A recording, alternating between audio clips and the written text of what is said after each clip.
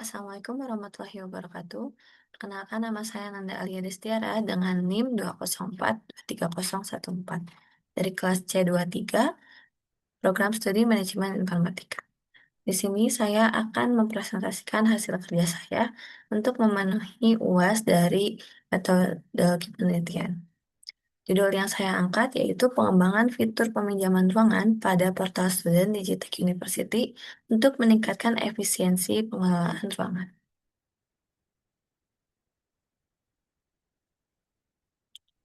Di sini latar belakangnya ada tiga faktor utama. Yang pertama yaitu pentingnya pengelolaan ruangan. Pengelolaan ruangan yang efisien mendukung kelancaran kegiatan akademik dan non-akademik di kampus.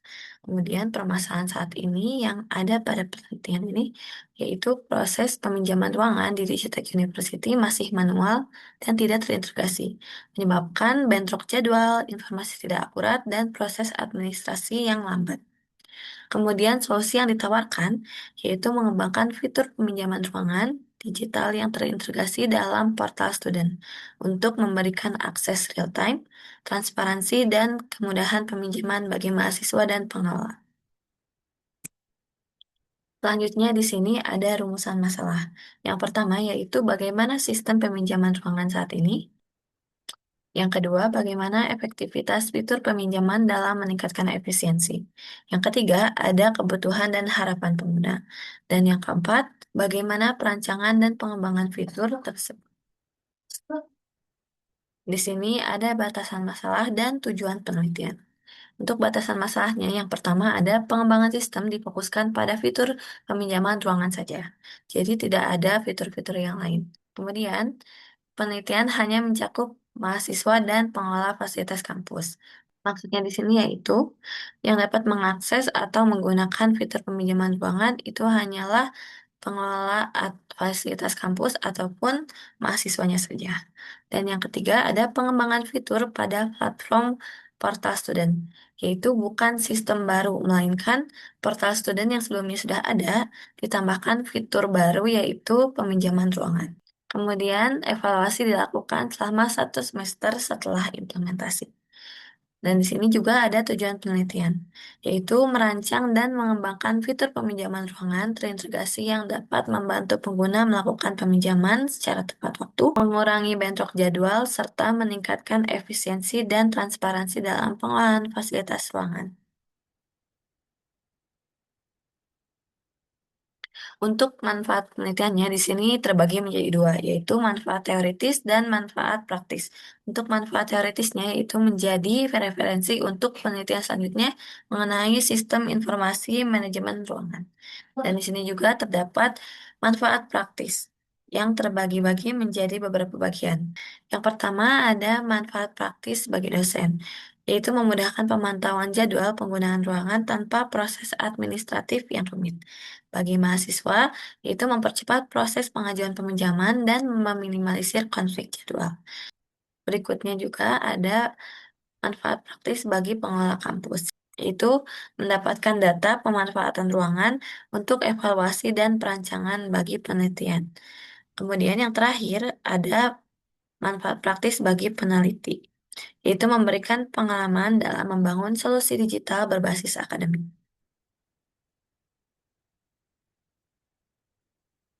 Di sini ada tinjauan pustaka dan juga metodologi. Untuk tinjauan pustaka, studi sebelumnya menunjukkan bahwa integrasi sistem informasi dalam pengelolaan fasilitas kampus terbukti dapat meningkatkan efisiensi dan akurasi.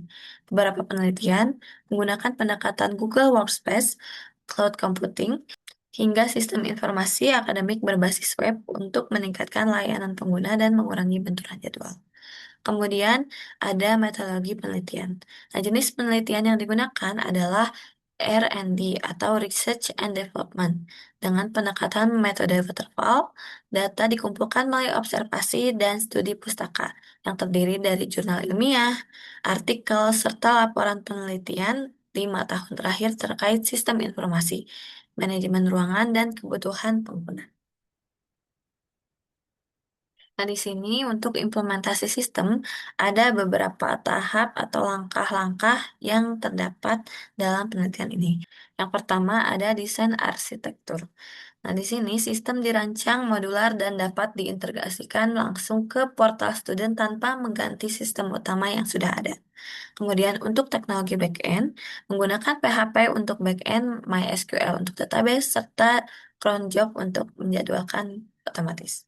Kemudian di sini juga ada notifikasi dan aksesibilitas. Dengan mengadopsi fitur notifikasi berbasis alert pop-up, dirancang untuk dapat digunakan dengan mudah dari berbagai perangkat atau responsif. Dan yang terakhir ada fitur utama pada sistem. Di sini yang pertama ada jadwal peminjaman 23 ruangan dalam tampilan mingguan yang interaktif. Kemudian ada formulir pengajuan lengkap dengan validasi bentrok. Misalnya jika terdapat jadwal yang sama seperti yang diinputkan, akan ada validasi bahwa terjadi bentrok jadwal. Kemudian ada menu khusus peminjaman ruangan di bagian dashboard. Dan ada uji coba sistem dengan metode black box testing. Atau bisa disebut yaitu metode yang menguji tanpa melihat struktur kode yang ada. Sebelum masuk kesimpulan dan saran, saya akan menampilkan dulu untuk sistemnya. Nah, di sini kita running untuk kodenya.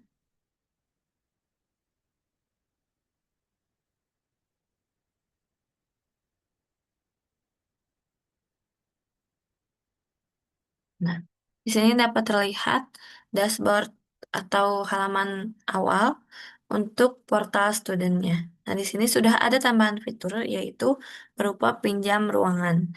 Terletak tepat di sebelah menu FRS online. Nah, di sini sudah mendukung untuk fitur scroll ya.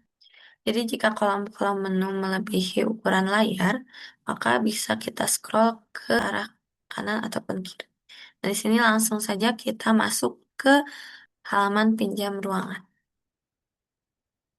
Nah, seperti yang sudah tadi dijelaskan, saat kita masuk ke halaman pinjam ruangan, sudah terdapat jadwal ruangan kelas dan laboratorium pada kampus 1. Di sini sudah saya coba masukkan beberapa jadwal. Kemudian langsung saja kita masuk ke formulir peminjaman ruangan dengan mengklik ajukan peminjaman ruangan. Setelah mengklik, kita langsung diarahkan ke formulir peminjaman ruangan. Untuk meminjam ruangan, kita perlu memasukkan data terlebih dahulu, seperti yang ada pada formulir ini, yaitu nama,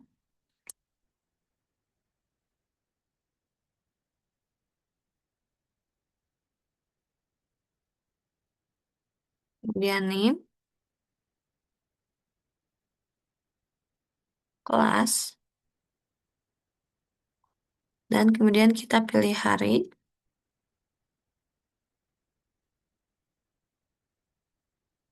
lalu masukkan jam mulai kita menggunakan ruangannya, dan juga jam selesai kita menggunakan ruangannya. Kemudian pilih ruangan yang akan dipinjam.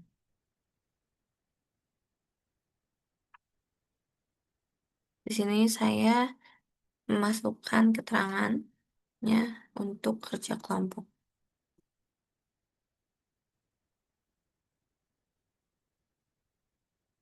Kemudian kita klik kirim permintaan.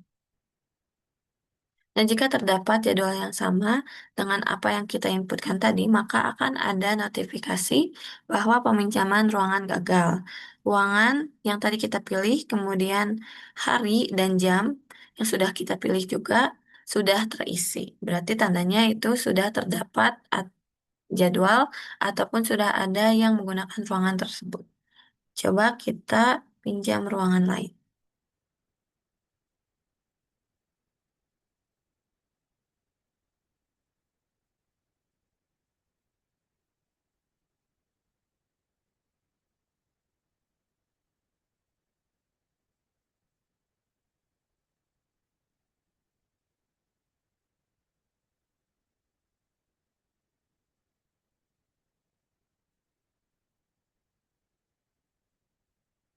Ini saya akan memasukkan keterangan yang sama juga ya.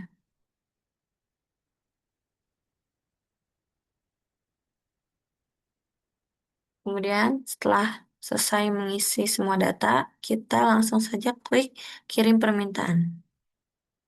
Nah, jika tadi ruangan yang kita pilih dan jadwal serta harinya tidak sama dengan apa yang ada di jadwal, ataupun tidak ada ruangan yang dipinjam pada saat itu, maka notifikasi yang akan muncul yaitu peminjaman ruangan berhasil diajukan.